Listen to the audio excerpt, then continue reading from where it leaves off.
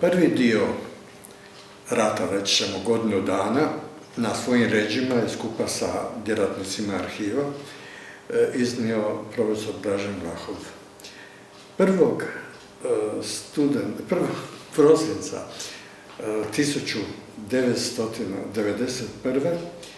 imenovan, preuzeo sam dužnost ravnatelja. Bila je to nedjelja, ponedjeljak je bio prvi radni dan i već prvog radnog dana, i to popodne, javljeno mi je, morate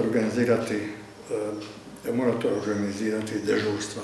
Evo, odmah sam naravno preuzeo dežurstvo na sebe, kao ravnatelj sam bio to po meni i dužan, ali trebalo je naći nasljednika ko će nakon toga išao sam doma kod gospođe kolegice Zdenke Rimanić, koja je kasnije promijenila kasnije prezime, udala se, i dogovorili smo se da da će ona biti. Ona rekla odmah da.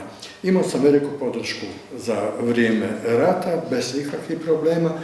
Bilo nas je malo, bilo nas je svega 17, od toga samo 11 radilo na gradivu.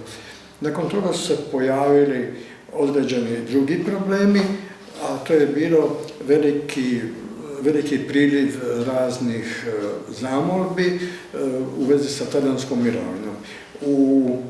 Bilo je dnevno i po 150 ljudi koji su tražili to, tako da smo bili gotovo blokirani.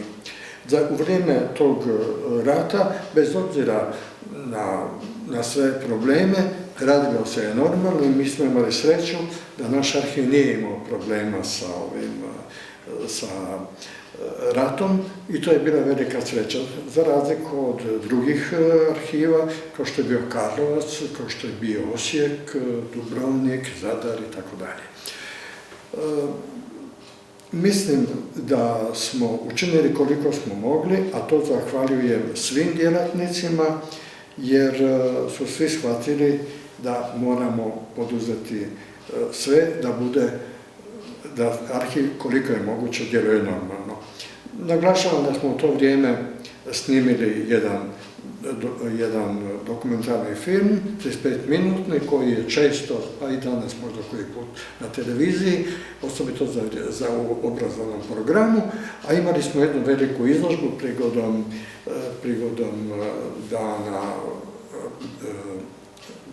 dana priključenja Istre Hrvatskoj, i to na zamolbu župana. Bila je velika izložba, imali smo, prvi dio je bio u Pazinu, poslije smo prebacili u Pulu.